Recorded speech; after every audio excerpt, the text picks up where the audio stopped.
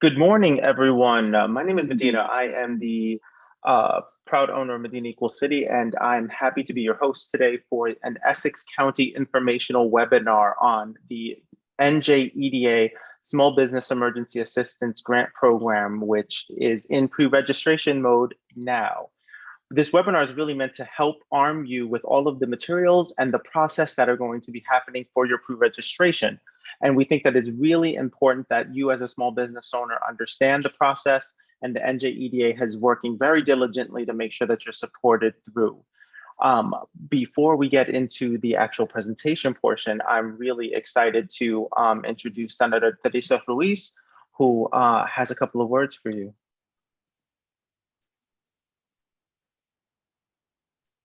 Sorry, I should have known my cue much better than that. Good morning, everyone. Thank you to, and I apologize for the strange background in my t-shirt. My office double booked me at 2 events, so I am underdressed for the webinar today, but I wanted to hop on and say how important this is and to thank NJEDA. In addition to, I know that you see Ms. Tammy here joining us as part of the Essex County family. We welcome you to this extraordinary webinar, which we know is critically needed. Small businesses in the state of New Jersey are still getting acclimated to the new normal. And we know that by acclimation, that means a requirement of getting extra resources and funding to be sure that they can get their businesses back open and running and up to speed. One thing that I want you to take away from today is the importance of being pre-registered for this program. Someone is saying they can't hear anything. No, you're reading clear on our end. Okay. They might be having an audio issue.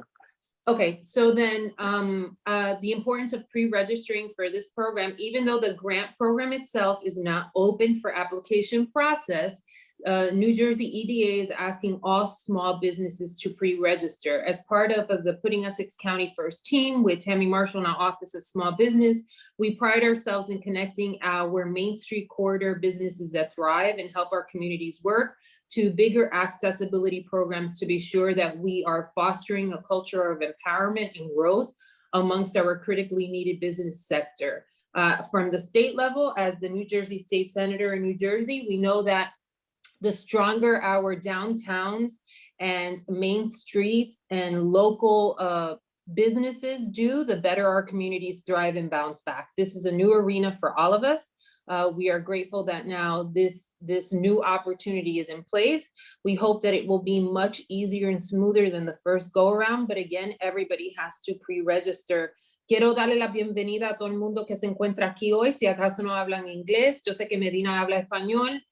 Lo más importante de este programa es saber que se tienen que pre-inscribir antes de que el programa esté disponible para accesar los fondos.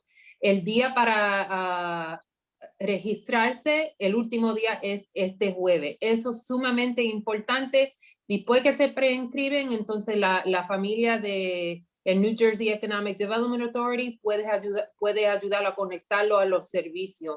De parte del condado de Essex y a nuestro County Executive Joe DiVincenzo y la oficina de Small Business, también quiero darle la bienvenida de parte del estado como su senadora aquí en la ciudad de Newark. También quiero darle la bienvenida again to everyone who's here. Thank you to the small business community who has always been a critical piece of the backbone of this great garden state. You keep our people employed. You keep having access and resources to our local communities, to people who can only walk to get critically needed items. So I hope that in this next phase that New Jersey is there to support your needs as well. Thank you very much. Thank you so much, Senator, for your work and for always advocating for small business and for all of us. Your work is so needed and appreciated.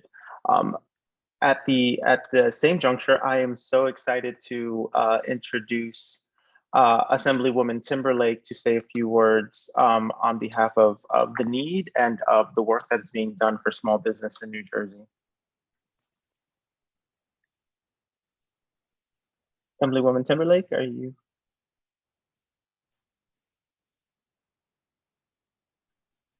Well, as she is trying to look at that portion of it, I am going to introduce Monica, who is with the NJEDA, who will be giving us the presentation today. Thank you. Not a problem, Monica. I'm going to share the screen with you. Give me 1 second.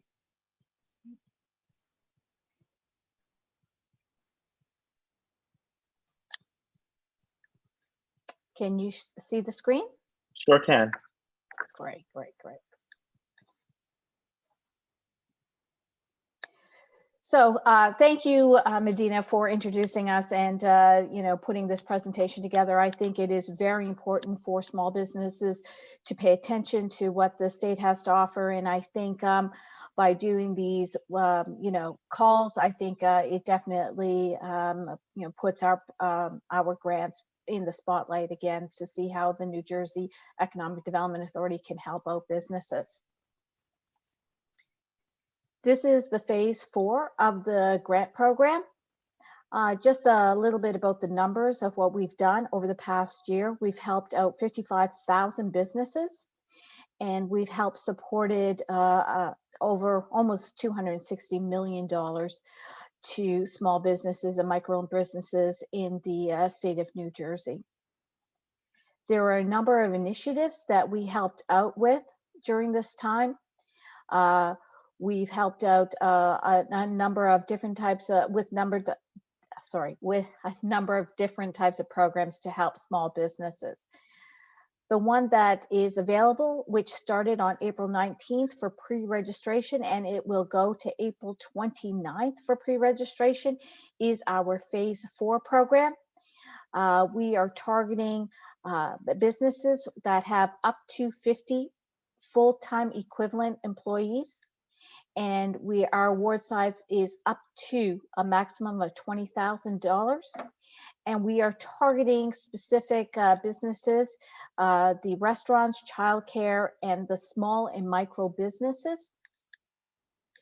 This program is $85 million, and we've set aside 33% of that in the QZ zones to help out small businesses.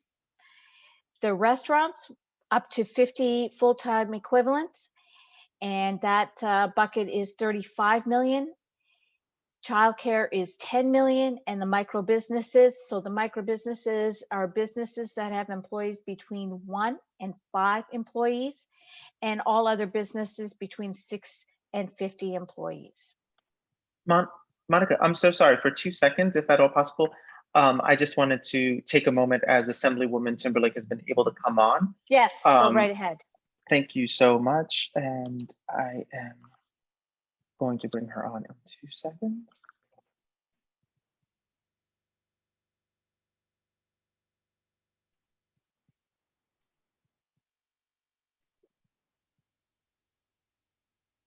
Hello, everyone.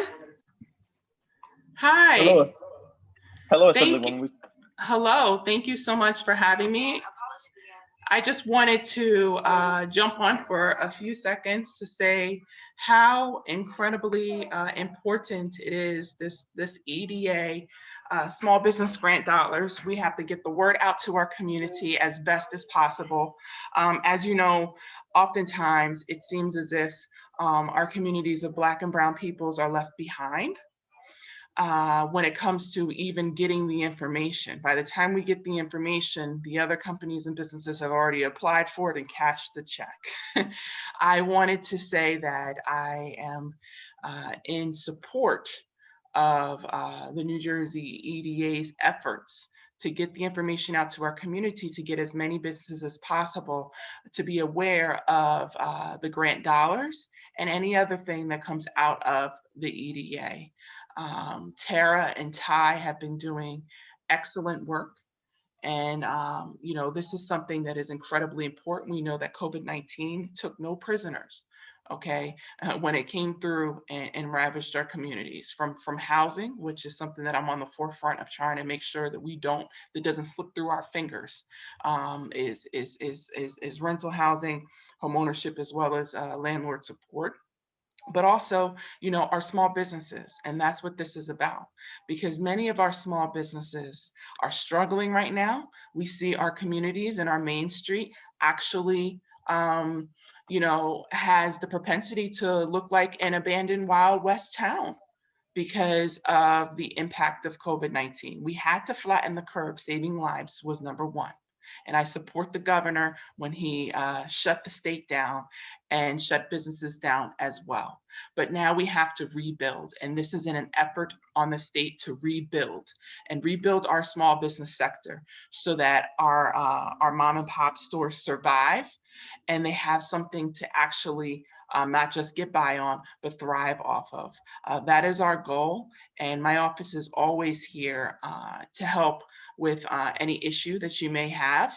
And thank you so much for being on the front lines to all the businesses that are out there and for your courage and your tenacity to succeed. And I just encourage you to apply and to tell everyone you know to apply. Thank you so very much. Thank you so much, Assemblywoman Timberlake, for taking the time and for your tireless efforts to bring small business and small businesses that are multiculturally led to the forefront and have us in the know and receiving resources. I can't tell you how much I appreciate it as a small business owner, and I'm sure everyone on here as well. Thank you. Thank you so much, Medina. No problem.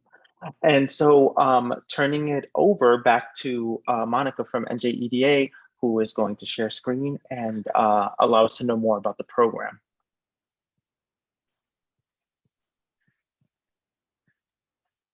Can you share? Can you see the screen?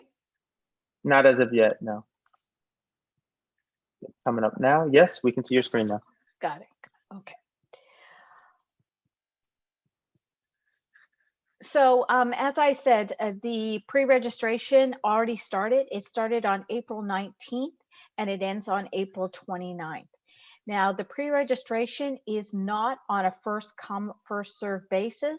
It is open between those dates. We want to make sure that you have a completed application.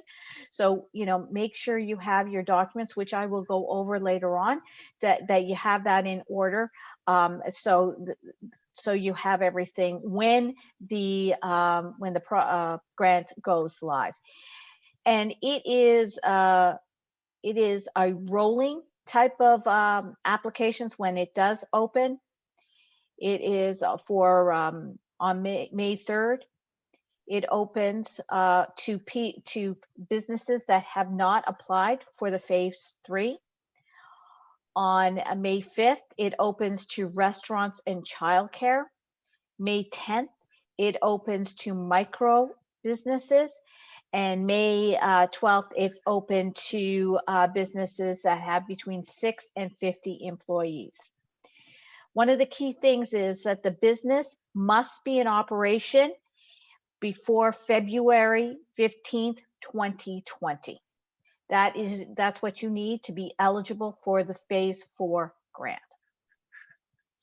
Pre-registrations must be returned to, and we'll share the PowerPoint with you because the website is right there, business.nj.gov/COVID. Now, this is a mapping tool that basically explains where your business would fit in and when you could apply for the grant. You just follow it through. Were you approved during phase 3? If no, there's a date that you can apply. Is your business a restaurant or childcare provider? And then you just follow through the mapping tool to see when your business can apply for the grant. Now, this is the application, not for the pre-registration, which is open now. So the small business grant program for restaurants, it is, if you have the NICS code 722, that would identify you as a restaurant, a food service, or a drinking establishment. You must have a physical location in New Jersey. You must be registered to do business in the state of New Jersey, and you must fill out and clarify debarment legal questionnaire. And you must show that you have a negative impact because of the emergency. And you must certify that you intend not to lay off any workers. Again, all our programs, the pre-registration is April 19th to 29th. It is live now. And these are the grant awards. So if you have 5 or fewer employees, the maximum grant award that you get is $10,000. Between 6 and 25, it is $15,000. And between 26 and 50 employees, full-time equivalent, you will get $20,000. The bucket size on this one is 35 million. And again, there is a set aside for the opportunity zones. This is for childcare providers. Excuse me. So sorry. This is for childcare providers. Your NICS code would be 624410. The same criteria apply, that you must have a physical location in New Jersey. You must be registered to do business in New Jersey, and the same sort of criteria. The program size for this is $10 million, and the grant size awards, 5 or fewer, is $10,000 for the maximum. 6 to 25 is $15,000, and 26 to 50 is $20,000. This application will be live on Wednesday, May 5th, and it will stay open until May 12th. For the micro businesses, this is for businesses that with 5 or fewer full-time equivalent impacted by the COVID. The program size here is 25 million, and again, there is money set aside for the opportunity zones. The criteria and the eligibility is exactly the same. The grant awards is a maximum of $10,000. The micro business loan grant program applications will be open from May 10th, and it will remain open till May 17th. Other small businesses, and we categorize this as businesses that have full-time equivalent between 6 and 50 full-time people, and then the program size is 15 million. The same sort of criteria is still the same, and then the grant awards is between 6 and 25. The maximum is 15,000, and 26 to 50 is 20,000. For this application, it goes live on May 12th, and it remains open until May 19th, 5 p.m. There is a sample of this the application. It is located at the business.nj.gov/COVID. If you need any contact information, you have your contact information and your primary business address readily available. If you have received any other government assistance, and that goes from the federal, the state, or even the county level, we need to know that. So some of the grant programs or loan programs were the NJEDA, the federal program, the PPP, the EIDL, the EIDG, or any county or municipal funding, insurance, etc. We need to see if you received any funding for that. And what we want to do is to make sure you don't get the duplication of funding. So if you've had funding for one for a period of time and for one reason, then we want to make sure that we are not duplicating that. We need to make sure that you know when you're applying and for registration is what is your business full-time legal name, what type of business you have, if it's a sole proprietorship, an LLC, a C Corp, an S Corp, what year you were established, your tax ID number, and your peak full-time equivalent account from the business for the past 8 quarters of the WR30. So that means from the beginning of 2019 to the last quarter of 2020.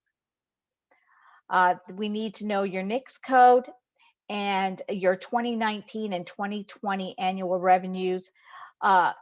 We need to know your revenues for that period, for the year. So the business registration requirements, you must be registered to do business within the state of New Jersey. If your business is not recognized by the Division of Taxation, you must provide a valid business registration certificate.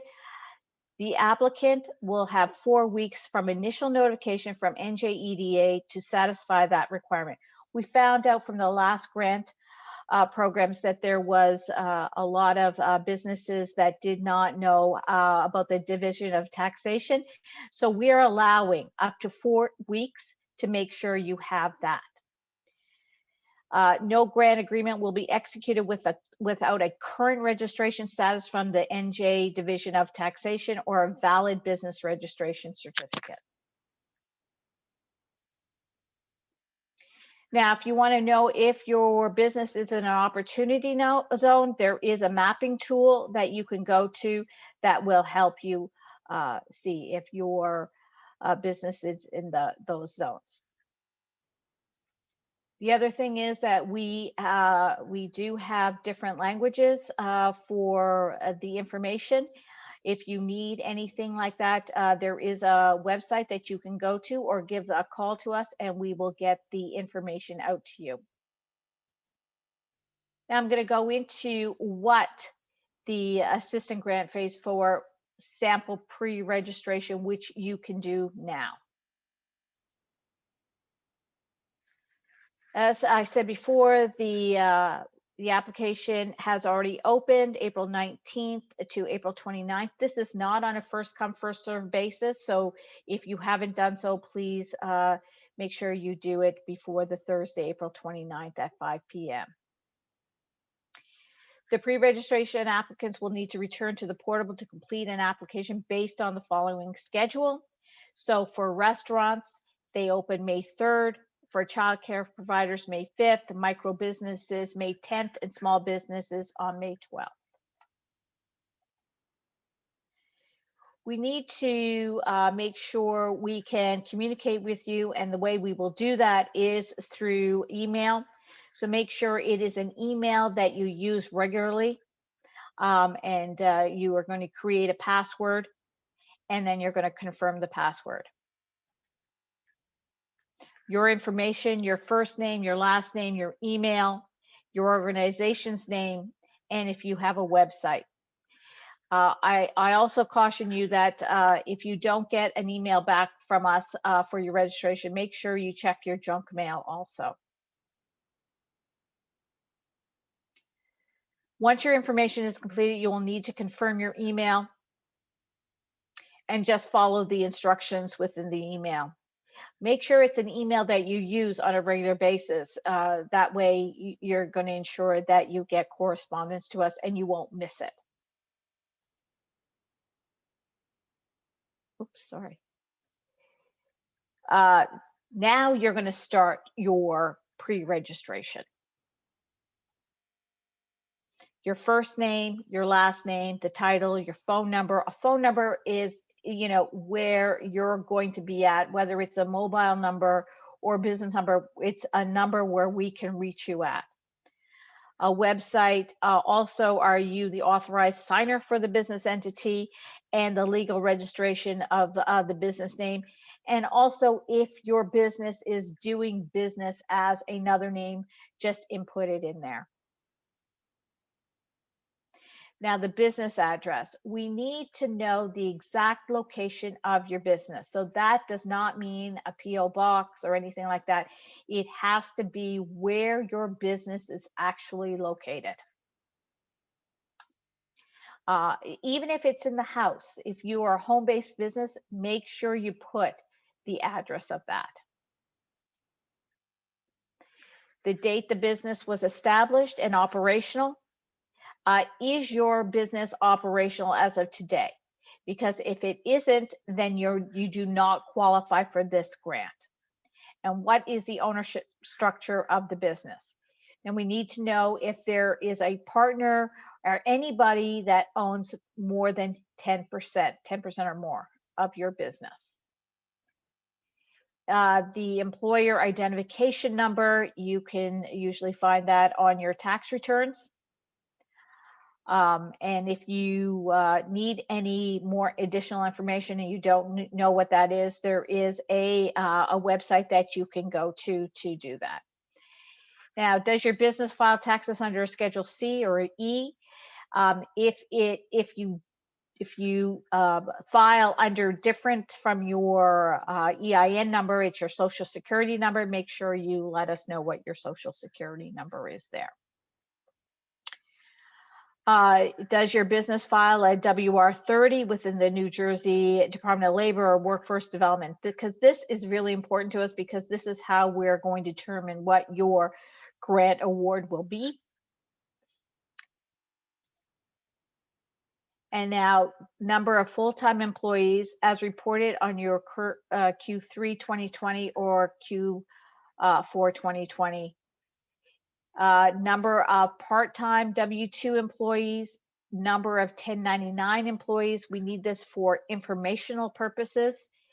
Number of 1099 part-time employees, the 2019 revenue and the 2020 revenue. The NICS code we do need. If you need help with that, there is a website that you can go to determine what your NICS code is.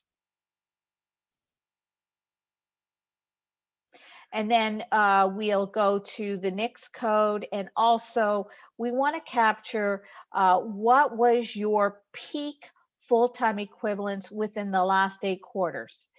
So we want to make sure that you're capturing on a bigger grant, maybe if you had a higher complement in the beginning of 2019, but now it is, because of the environment we're in, it is not as many. So we want to see if we can capture on your highest number of full-time equivalent within the last 8 quarters. So then it says which phase program best describes your business, and you just have to answer down through there. We also want to see if there was any religious affiliation with the business. If you answer yes, there will be additional questions, and then also the same questions for lobbying.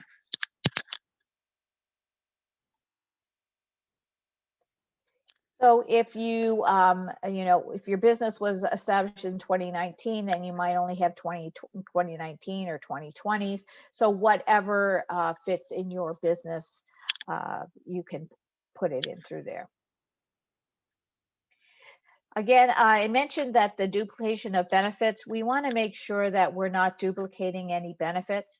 So you need to let us know what programs that you have already applied for, and the amount. So in one of these slides, here's the slides that will tell you a lot of the programs that were out there during the COVID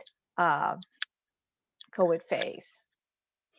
And if there's anything else, then you just let us know.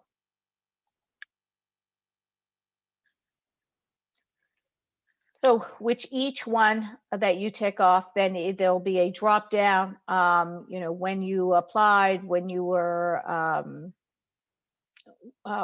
what program it was, and the purpose of the funding. So we don't get the duplication of the benefits. This is just for informational purposes only. If you are minority-owned business, woman-owned business, veteran-owned business, disabled-owned business, we just want to capture that information. It does not have any bearing on the application itself. It's for informational purposes only. Then there is a number of other questions. It's there, yes or no, for your business.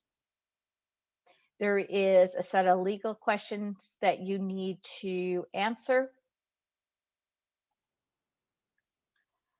And then there is basically the signing page saying you agree to all the information and you're an authorized signer.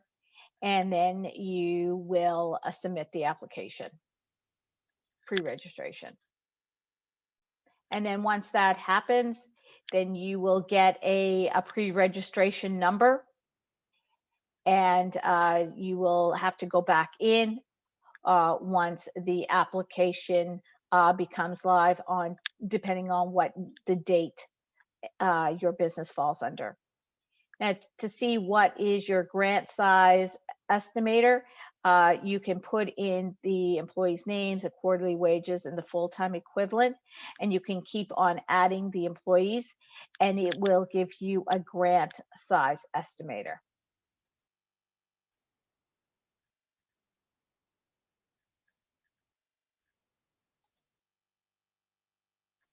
And then our questions will focus heavily on the COVID-19 impact.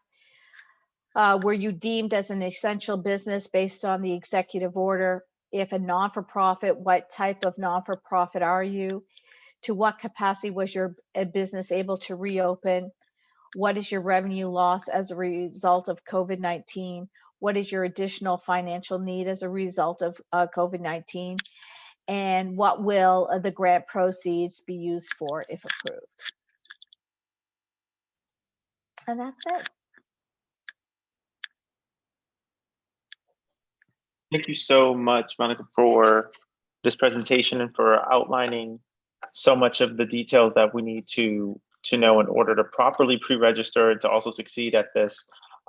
If at all possible, I'm just going to enter into a small Q&A with you so that we can answer questions. Again, anybody, if you have any questions, please place them in the Q&A so that way we can make sure to answer them and to make sure that you're as prepared as possible for the upcoming pre-registration process, which again, as Monica had said, closes on Thursday at 5 p.m. Is that correct, Monica? Yes, yes, it is.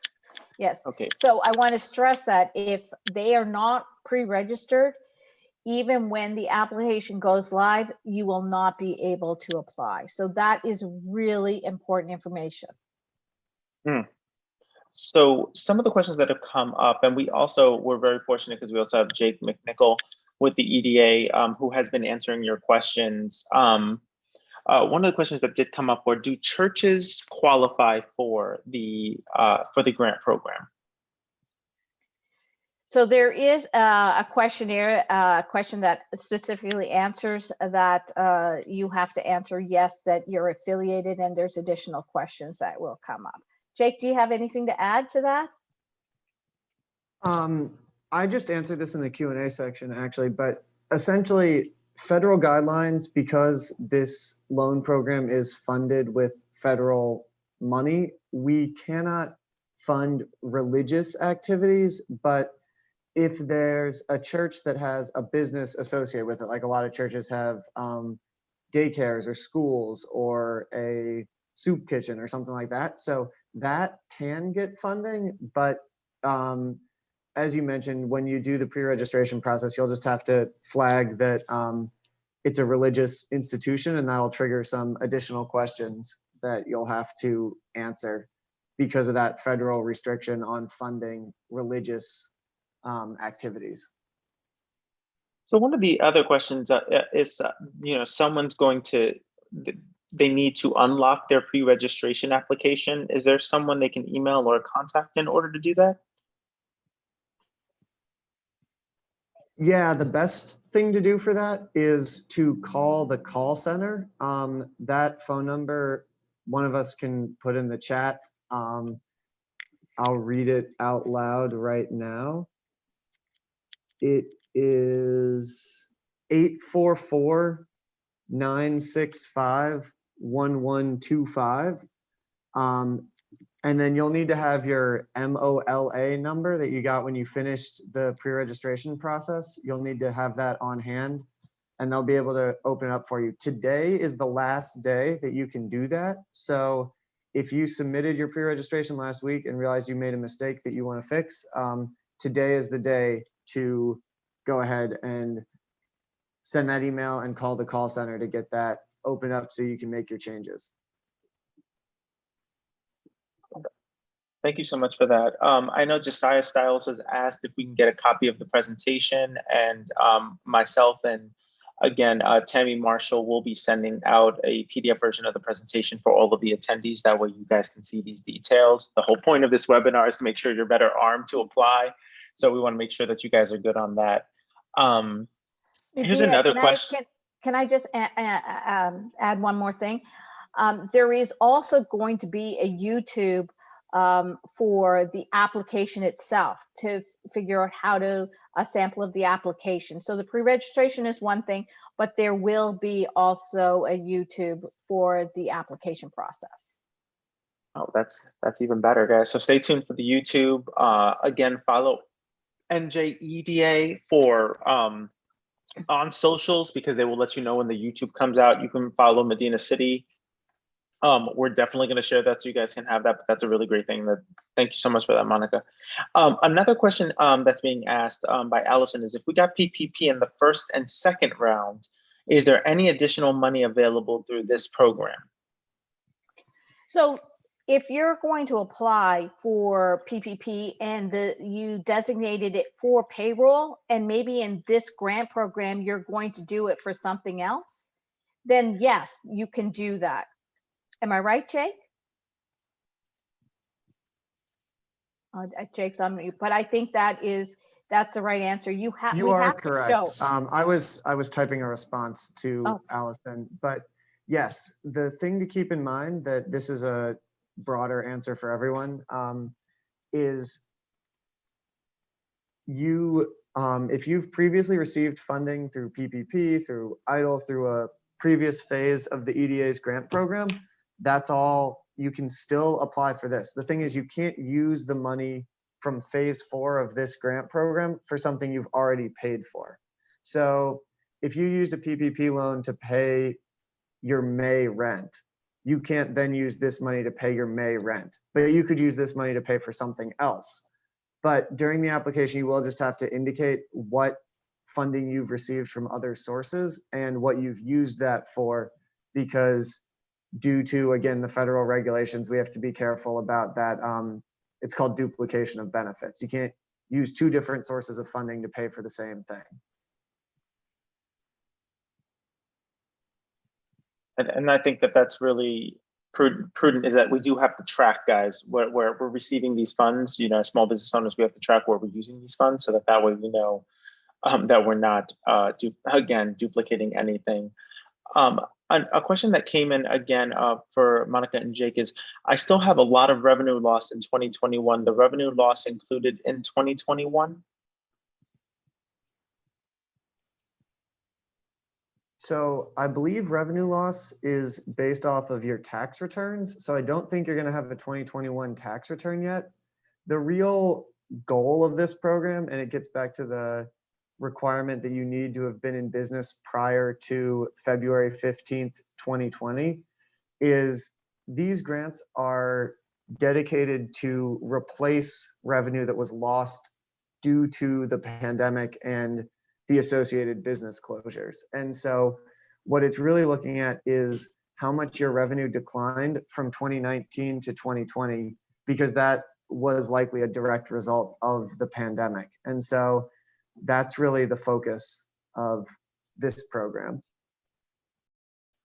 So for that client, for that business owner, she could look at 2019 and then 2020s to show that there is a loss of income. Okay. So I have another question here. And I think it applies to FTE, so I'm going to try to interpret it. It says, does it mean I don't have any FTE when I apply? I only have 2 owners. And I think this is a question that does come up frequently, is how to kind of deduce the FTE, the full-time equivalent. Did they file W-2s, the owners? That's a really good question. I don't have that. This is in the Q&A section. Does this mean I don't have FTE when I apply? I only have 2 owners, is what was put in the Q&A. We need to see the W-2s. They have to report the W-2s. So Yeah. businesses that don't have any employees, sole proprietors, partnerships where it's 2 owners, things like that, they can still apply. They're just going to have the highest amount they can receive is $10,000 because that's the cap for a business with 0 to 5 full-time equivalent employees. So full-time equivalent employees is based off of W-2 employees. So businesses that hire 1099 contractors, you can still apply and you can still get funding, but those aren't going to count for your FTE count. The best advice I can give is to go and look at the business.nj.gov/COVID article on this program. I've been dropping the link in the chat and in some of my responses to questions.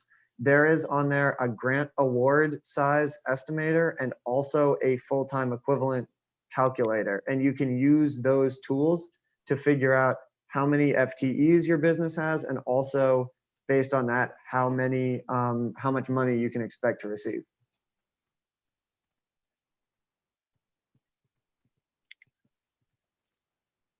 Perfect, so much, and everyone has said thank you. Saying thank you for that. Another question is, my business started in Q4 2019, so there's 1 quarter of revenue. My 2020 revenue is higher than the Q4. How am I going to submit the revenue loss? There is no loss, right? Yeah, the short answer is congratulations. It's awesome that your business did better in 2020 than in 2019, but that probably means you might not need grant support if your business is growing. So this is really for businesses that have seen a significant decline in their revenue, that have been really harmed by the pandemic. And there are a lot of other programs for growing businesses. I'd encourage you to check out the EDA's website, njeda.com, and see all the other support programs we have. But if your business made more money in 2020 than you did in 2019, this is not the grant for you. And I think that that is an answer. It's not the answer everyone wants, but that is the answer. And I think that is actually wrapping up all of the questions that we have here. In the essence of closing statements, Monica and Jake, what would be some last words of advice that we want to give our small business owners as they pre-register for the grant program? Well, I think the most important thing is they have to apply now. They only have till Thursday at 5. We want to make sure that they've pre-registered. They take the time. It's not on a first come, first served basis. So if they think they've lost time because it opened on the 19th, that is not correct. They can definitely still qualify for the application, which will go live on the specific dates. We are definitely here to try to help out small businesses in any way we can. And as Jake mentioned, that if they don't fall within this grant categories, we do have other programs that may be able to help them grow their businesses, or even help them buy buildings or machinery and equipment.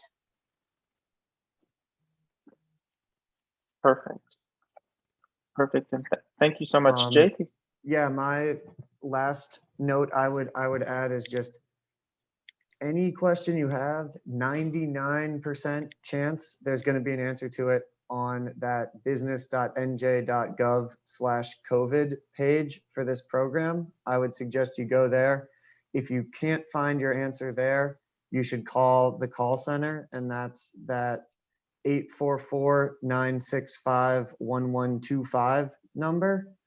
And then the last thing I'll note is, when in doubt, pre-register and apply. Worse, if you are trying to figure out if you're eligible, if you're trying to figure out how much money you would get, look at those resources, call the call center. But if you're not 100% sure whether or not you're eligible, there's no harm in applying. Worst case, you end up exactly where you are. Best case, you end up getting some money through the program.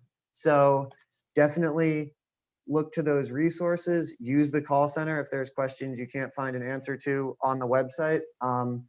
But when in doubt, err on the side of applying, because worst case, you don't end up getting the money and you're in the same position you are right now.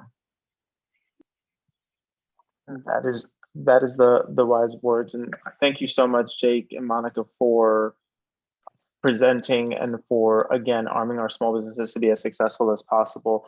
At this juncture, as we close out, I want to thank, of course, Jake and Monica, Assemblywoman Timberlake, Senator Ruiz, and especially Tammy Marshall, Phil Algia from Essex County for the support and for the ability to host this webinar. But most importantly, myself as a small business owner, it's really important that you all take advantage of these resources. I want to make sure our small businesses remain open and strong. And I know that you all are doing your best to operate your businesses every day. And I think that the state, the governor, Tim Sullivan, the CEO of NJEDA, and his team are doing their best to make sure that they meet you through. So thank you so much for attending. Please pre-register now. Do not wait till the last day. And I hope that we will come out of this stronger. So have a great day, everyone. Thank you.